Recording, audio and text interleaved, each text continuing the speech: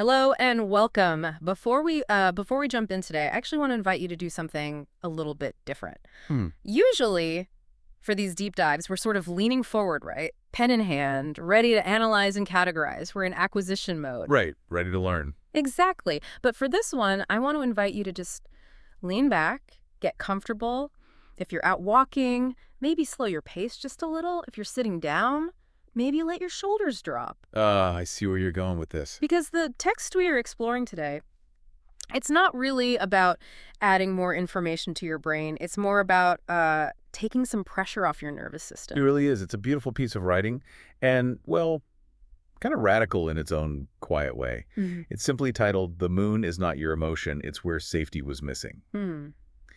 And honestly, the whole feeling of this text is just as important as the information in it. It's written to be soothing. It's designed to validate some very old, very quiet struggles that I think a lot of us carry around but have never really found the words for. That's it, exactly. And the core idea here, the central premise, is something that just completely stopped me in my tracks. Yeah. Because if you know anything about astrology, or even just pop psychology, you always hear that the moon represents your emotions, Right. your feelings. Yeah, it's the standard definition. Moon equals feelings. Yeah. If you're sad, that's your moon. If you're moody, it's your moon. It's become this shorthand for how I feel. But this source just says, no, that is a convenient misunderstanding. The moon is not about emotion. It's about safety. It is about safety. And that one little shift, that distinction, changes everything. It does, because if we think the moon is just how we feel, then when we struggle with our feelings, we think we're feeling wrong. I shouldn't be this angry, or I'm too sensitive. Exactly. We judge the feeling itself. But if the moon is actually about the history of our safety, and more specifically where safety was missing, then our struggles aren't personality flaws. There were what? They're structural adaptations. They're architecture, not attitude. Architecture, not attitude. I like that. And that really is the mission for our deep dive today. We are going to unpack that massive difference between just feeling something and feeling safe. Yeah. We're going to explore why so many of us feel like our emotional struggles are just who we are, when actually they might be systemic adaptations to an old environment. We're going to talk about why that standard advice. Oh, Okay. no, just feel your feelings. Just sit with the emotion. Yes. Why that advice can actually backfire for people who have this specific kind of gap in their system. It's really a shortcut to understanding why we suffer in the ways we do. And to get there, we have to start with a question that the source poses, at least implicitly. Which is? Why do we suffer? Is it because we feel too much? Is the sheer volume of our emotion the actual problem? I mean, I think most people's gut reaction to that would be yes. If I'm completely overwhelmed with anxiety, my first thought is I am too anxious or I am too sensitive. It feels like a quantity issue. Like my dial is turned up to 11 and everyone else is walking around at a sensible 4. It feels like an excess of feeling, exactly. But the source makes this incredible argument that we don't suffer because of the volume of emotion. We suffer because our systems never learned how to feel safely. Okay. And that's the critical point right at the top here. Safety is not an emotion. Safety is a condition. Safety is a condition. Okay, let's unpack this. I have to admit, when I first read that line, I kind of glossed over it. I thought, yeah, of course, I'm safe right now. The door is locked. There are no tigers in the room. We think of it in factual terms. Yes, but the text is getting at something much more slippery, isn't it? It's not about the facts of the situation. It is, and that's the trap. We think safety is a fact. The door is locked. The rent is paid. I am physically safe. Those are facts. But the body doesn't read facts. The body reads signals. It reads signals. You can be in a locked room with a full bank account, and your nervous system can still be screaming that you're on the edge of a cliff. Because the internal condition hasn't been met. Exactly.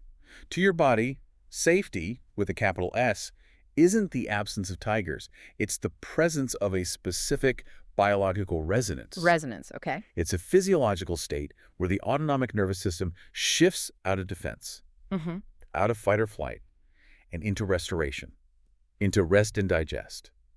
And here is the absolute kicker from this text. Yeah. That shift is not automatic. Wait, hold on a second. The shift isn't automatic. I thought that was the whole point of the autonomic nervous system. It does things automatically. Well, it does defense automatic. That part's built in. If a car backfires on the street, you flinch. You duck. Yeah. You don't have to learn that reflex. Right, that just happens. But the ability to come down from that, the Hmm. ability to feel intense emotion like huge grief or rage or even joy, and to remain grounded, to feel safe while you're feeling. Like that's a learned skill. That is a learned skill, and most of us never had a class in it. So this is where we get the distinction between the biology of emotion and the learning of safety. Precisely. Let's look at emotion first, just to get it clear.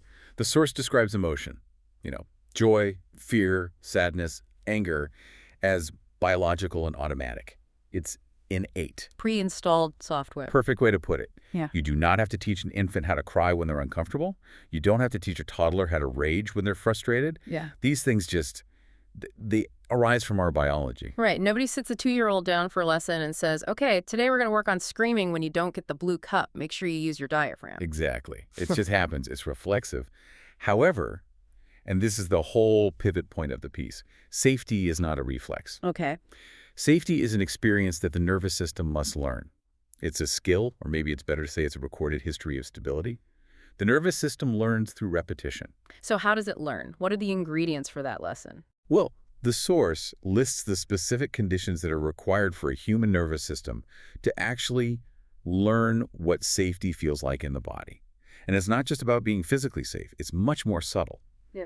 The first condition is being held without urgency. Held without urgency. That is such a specific and kind of beautiful phrase. And honestly, it sounds rare. It is rare. I feel like most of modern life is holding things with urgency. You know, here, let me hold this for you, but hurry up because I have a meeting in 5 minutes. Right. And that energy of hurry up, a developing nervous system feels that. It registers it as a low-level threat. True safety is being held as if the holder has all the time in the world. Okay, what else? It needs to be mirrored without distortion. Mirror without distortion. What does that mean in practice? It means when the infant or child looks at the caregiver's face reflects back the child's own emotional state accurately.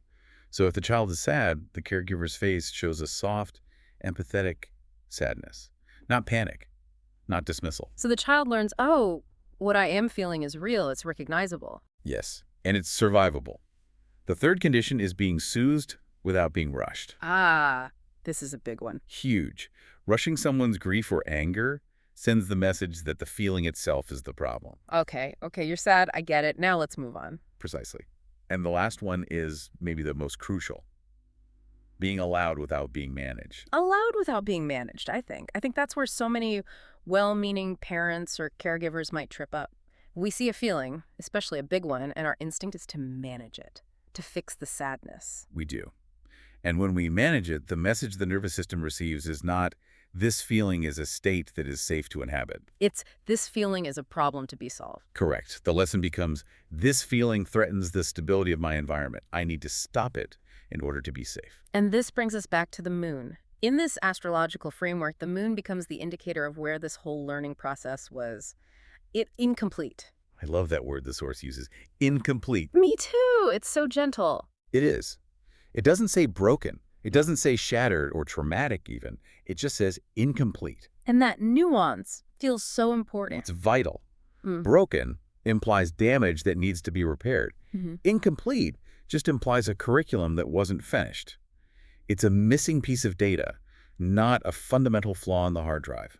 So the moon just shows us where the lesson of how to be safe while feeling got interrupted or was maybe inconsistent. Exactly. And now I can practically hear some listeners thinking, and look, I've had this thought myself many times. I know exactly what you're going to say. Go on. Okay, but I had a good childhood. Yeah. Right? My parents were great. I was loved. There was no abuse. There was no major trauma. Yes. So if I have these struggles with my emotions, it has to be my fault. It must just be me. It can't be the safety gap because nothing bad happened. That is the single most common and understandable objection. And the source addresses this head on, which is one of the reasons I love it. So what's the answer? The answer is that emotional safety does not require harm to be missing. It requires attunement to be present. Okay, say that again. Emotional safety does not require harm to be missing. It requires attunement to be present. I'm going to stop you there for a second. Okay. Because that feels heavy. That feels like we're moving the goalposts on parents, on caregivers. Tell me more. How so? Well, you know, if I provide a safe home, no abuse, good food on the table, I help with homework.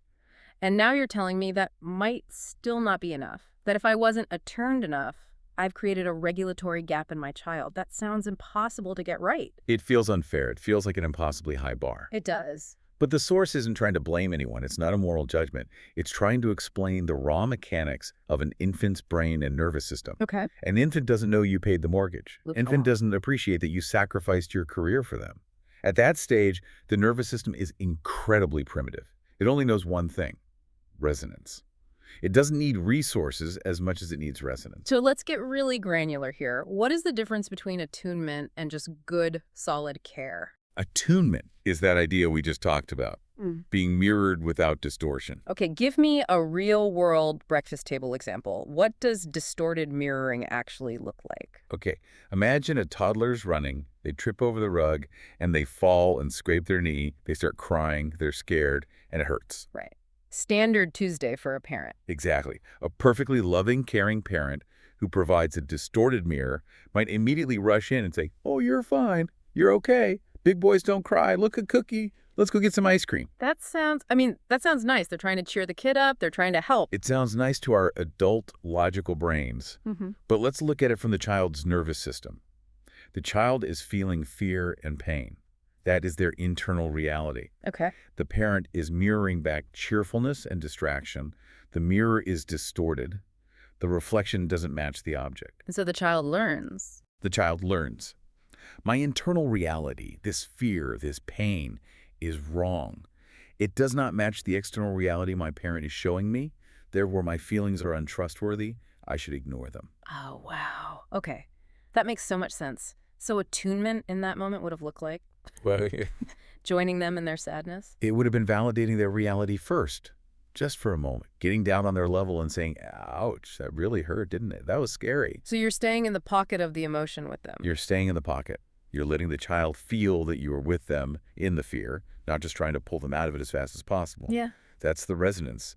So a child can be deeply, deeply loved, but not feel emotionally held if the parent is constantly trying to fix the feelings instead of just sharing them for a beat. So a parent might adore their child, but maybe the child's crying makes the parent feel anxious. A very common scenario. So the child feels the love, but they also feel the parent's anxiety around their sadness. Exactly. So the container for the emotion feels shaky. The child's system learns, my sadness makes mommy scared, therefore my sadness must be dangerous. Or a child can be supported, driven to every soccer practice, helped with every homework assignment, but not feel regulated. The logistics are handled, but the internal state is kind of ignored. Yes. Or even praised. A lot of praise can be a form of misattunement. Oh. You're so smart, you're so good. Praise is a judgment. It's a positive judgment, but it's still an evaluation from the outside. Whereas safety is the absence of evaluation. Safety is just Right. being with. No agenda, no fixing, no judging, just being. And the moon in this model becomes a record of these thousands of tiny, subtle moments. It's not necessarily a record of some great family tragedy of 1995. No. It's a record of all the little times an emotion bubbled up and the environment. It just didn't quite know what to do with it. Correct. And the source defines the moon structurally as a regulatory gap. I love that imagery. Imagine it as a literal space in the architecture of your psyche. A gap in the foundation. Exactly. It's the place where emotional experiences arose, but the environment couldn't consistently absorb them or hold them. And, well, nature abhors a vacuum, right? If there's a gap in the foundation, something has to fill it. We don't just leave a gaping hole in our personality. Precisely. And this is actually the optimistic part of the text, in a way. The human nervous system is incredibly resilient. It's brilliant. It doesn't just collapse when it encounters this gap. It adapts. It adapts. It finds a way to survive the inconsistency of safety. But, and this feels like a very big but, that adaptation has consequences down the line. It does. And the source has a name for them: regulatory substitutions. And this concept for me was fascinating because it explains so much about what we call personality. Right. It's not just a random quirk. It's a strategy. When safety is inconsistent, the system has to develop strategies to manage that gap. If I can't rely on my environment to soothe me, well, I have to invent a way to soothe myself, or a way to avoid needing to be soothed in the first place. And those strategies are the regulatory substitutions. They're the replacements for the missing safety. They're the scaffolding we build over the gap. Okay, I want to pause here and really stick a pin in this because this feels huge. We've established that safety is a learned skill. not a factory setting. Right. And many of us might have missed out on that lesson, not because of some terrible trauma, but because of a subtle, consistent lack of attunement. Yes. So now we're walking around as adults with this gap in our foundation. The big question is, what did we build over that gap? What do these substitutions actually look like in a person you might be sitting across from at dinner? It can look like a lot of different things, but there are some classic archetypes that the source points to. One very common substitution is the self-soother. The self-soother. This is the person who never, ever asks for help.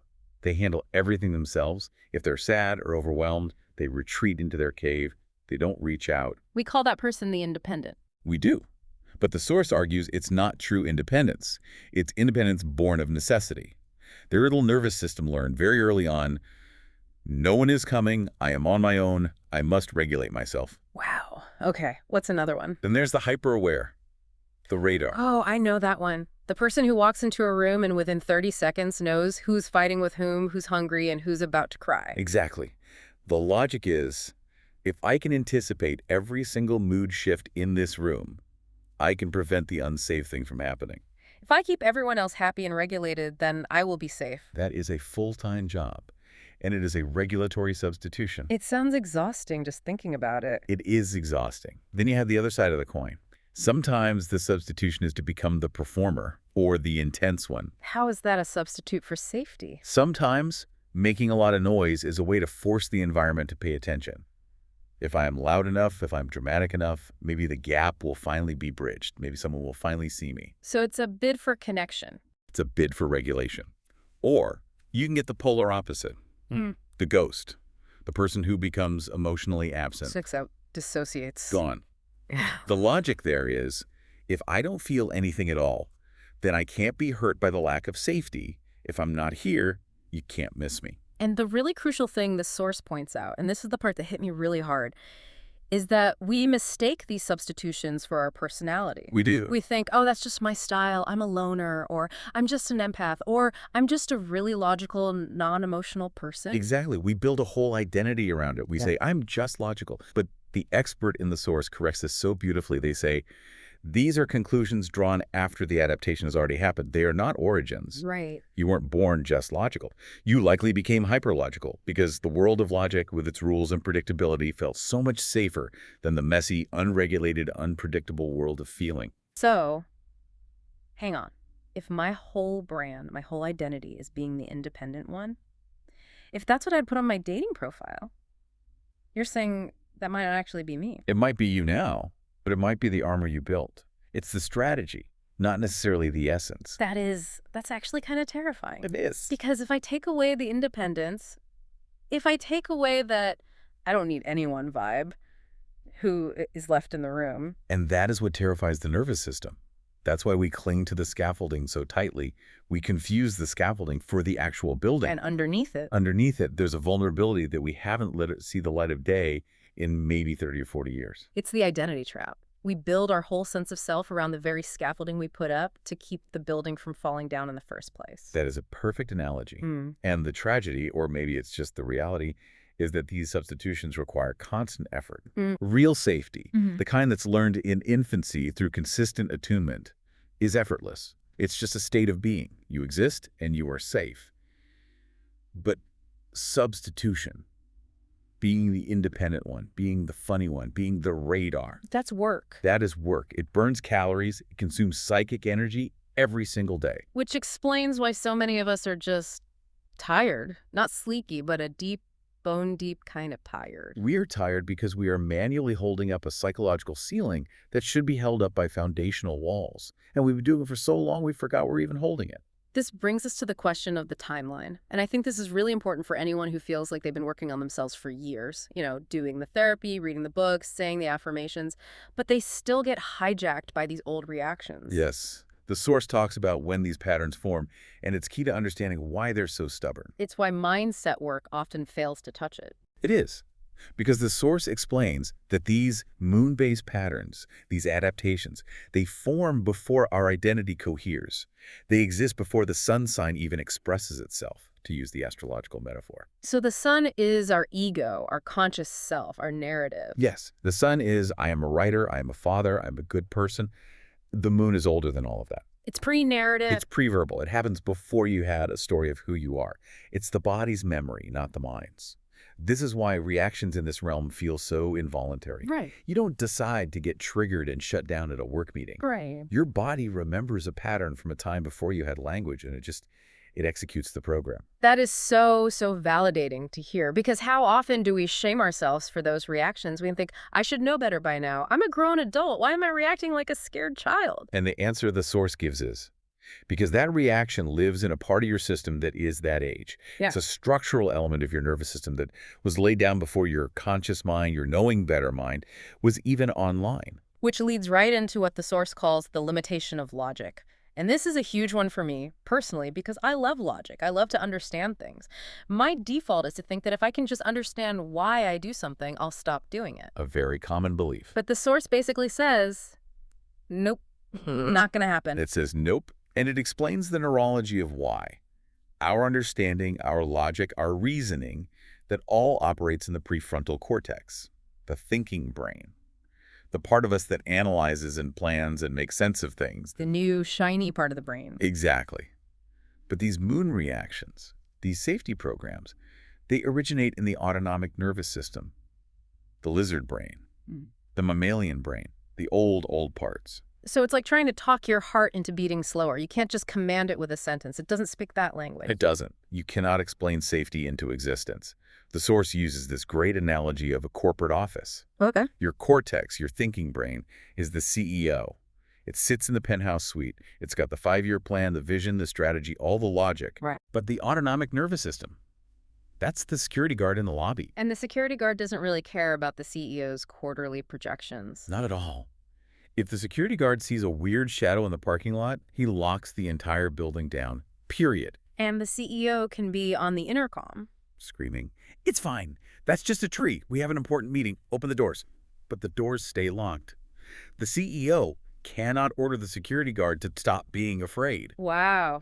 That explains that feeling so perfectly. The feeling of sitting there telling myself, I am an adult. This is just an email. There is no danger here. I am safe. And my heart is still pounding out of my chest and my palms are sweating. The CEO is yelling, but the security guard is holding the keys. The security guard is holding the keys. And the security guard doesn't speak English. He speaks the language of sensation, of atmosphere, of resonance. The source has this one line that just cuts through it all. You cannot reason a reflex away. If you touch a hot stove, you pull your hand back. You don't pause and think, logically, it would now be prudent to remove my hand from this heat source. You just do it. It's a reflex. It's a reflex. And these safety patterns are reflexes. Safety has to be felt. It's an experience, not an idea. And if it wasn't felt consistently early on, it is incredibly difficult to try and manufacture it later using only the mind. Safety must be felt. That really is the key, isn't it? And it explains why we can read all the self-help books, listen to all the podcasts, even this one, and still feel stuck in that moment of stress. Because we're feeding the cortex. We're giving the CEO a new book on management theory. But the part of us that's starving is the security guard in the lobby. And the security guard doesn't eat words. He eats experience, he eats presence, he eats safety. There's another side to this that the source touches on, which I found really surprising. We tend to equate these moon gaps, these emotional struggles, these big reactions, with immaturity. We think, oh, I'm just emotionally immature. Yes, that's a common self-judgment. But the source flips this completely. It says a moon deficiency often produces the exact opposite of immaturity. It does. This is the section on reframing competence. And it's startlingly accurate for so many high-functioning, successful people. The source suggests that when there is a gap in safety, the child often has to learn to become extremely competent very quickly. As a survival mechanism. As a survival mechanism. Yeah. They become hyper-responsible. They develop a very high emotional intelligence because they had to learn how to read the room to stay safe. They become incredibly resilient. So the person in the office who is the rock for everyone else, the one everyone calls when there's a crisis, is very often the person with the biggest regulatory gap in their own system. They learned how to manage everyone else's emotions because their own weren't consistently managed for them. They became the parent they needed. They became the parent for the entire world. But that sounds like a superpower.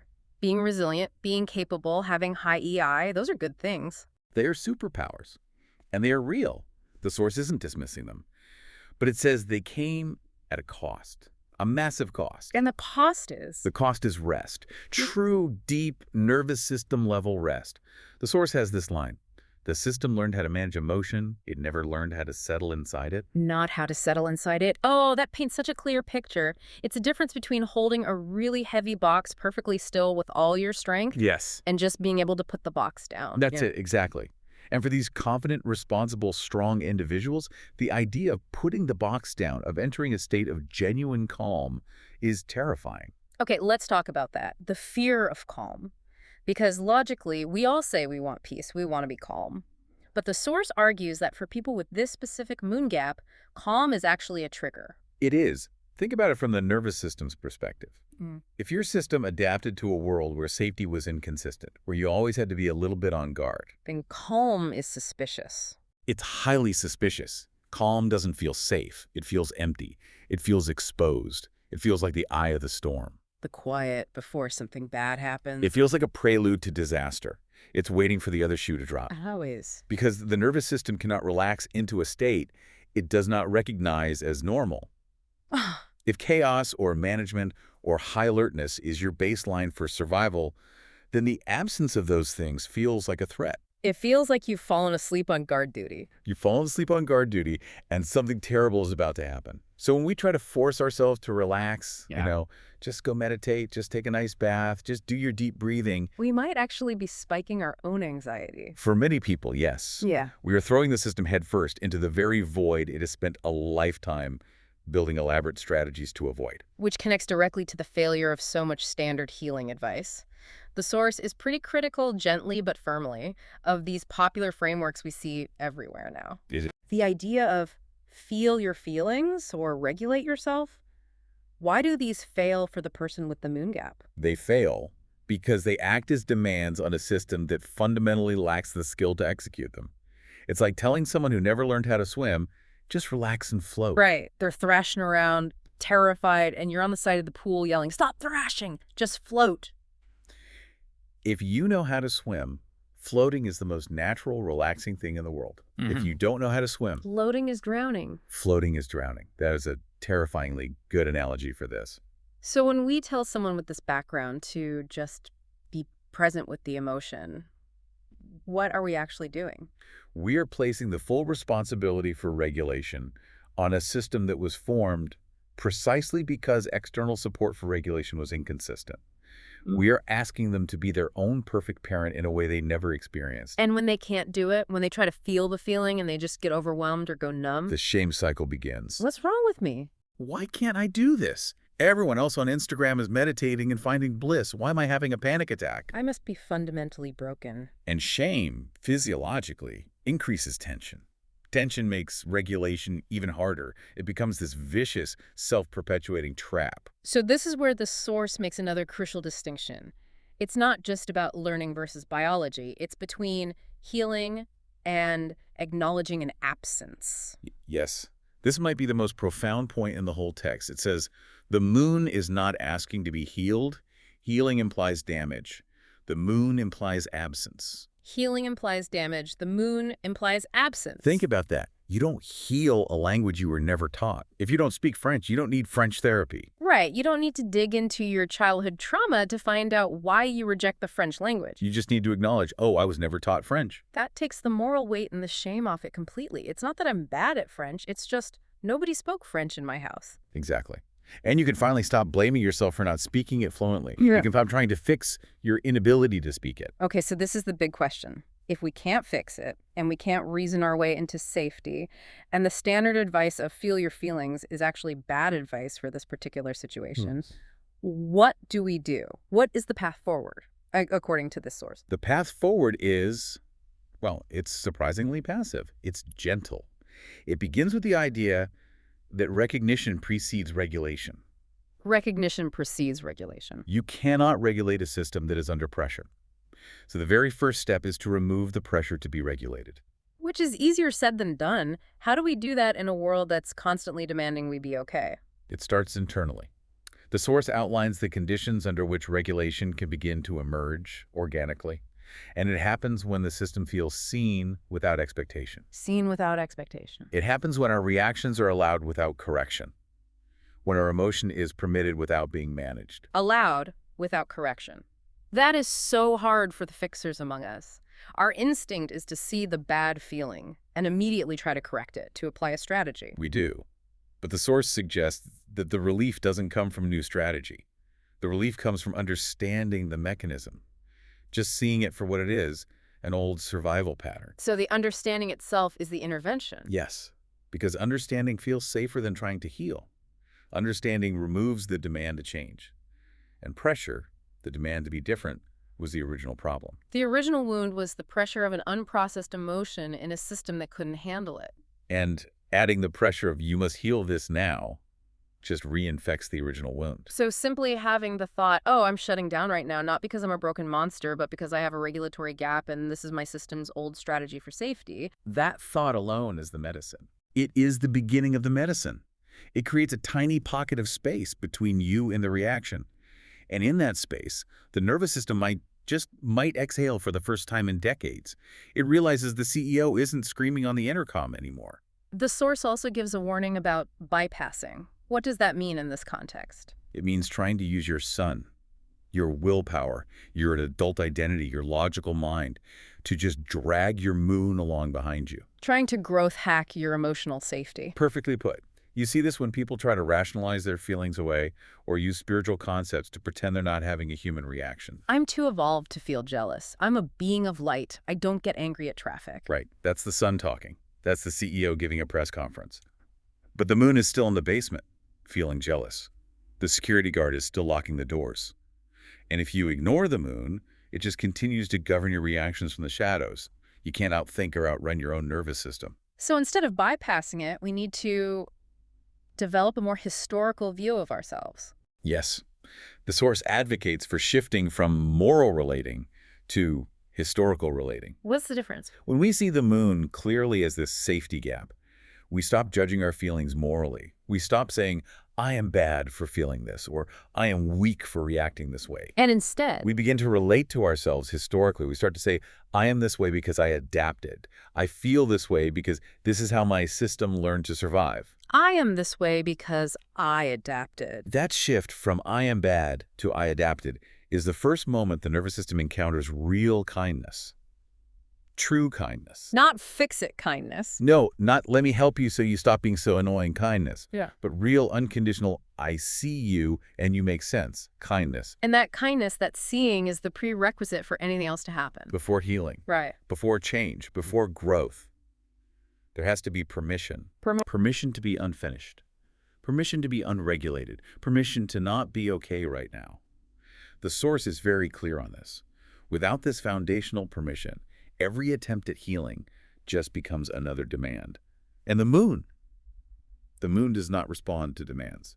This is such a radical shift from the entire self-improvement culture we're swimming in, which is all about optimizing, fixing, clearing, upgrading. It's the opposite. This is about letting be. It is. It's about recognizing that the strength you developed under necessity is not the same thing as integrated safety. Many of us are incredibly strong. We survived. But that strength can coexist with a deep fragility. We can be competent and exhausted at the exact same time. The moon explains that paradox. And just realizing I wasn't broken, I adapted, that just softens something inside you. It does. It doesn't fix everything overnight. The source is very honest about that. It says, not immediately, not completely, but enough. Enough. That's a good word. I like that. It is. It's a start. As we start to wrap up this deep dive, I want to summarize the key takeaways, because this is a really different way of thinking for a lot of us, and I want to make sure we can hold on to these pieces. Good idea. Okay, so first, safety is a condition, not an emotion. It's something that has to be learned through attunement. It's not something you're just born with. Right. Second, we adapted to gaps in that safety with strategies like being super independent or intense or emotionally numb, and now we mistake those strategies for our actual personality. Yes, the identity trap. And third, the strength and competence we develop to survive is real, and it's valuable, but it's not the same as integrated safety, and it often comes at the profound cost of rest. And finally, and maybe most importantly, the one is not where you fail. It is where safety was missing. Your difficulty regulating is not a sign of your wrongness. It's a sign of an inconsistency in your developmental history. This source leaves us with this beautiful idea that simply understanding this mechanism feels safer than trying to heal it, because understanding removes the demand to change. And I want to leave you, our listener, with a final thought on that, a little provocation to carry with you. Hmm. We are always, always trying to get better. We're always running towards some finish line of our own healing. But what if the first step isn't trying to fix anything at all?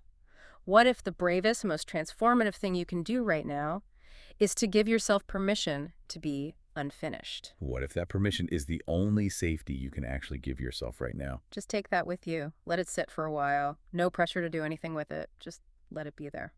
Thank you so much for listening to this deep dive. We really hope it brought a little bit of softness, a little bit of ease to your day. Take care. We'll see you next time.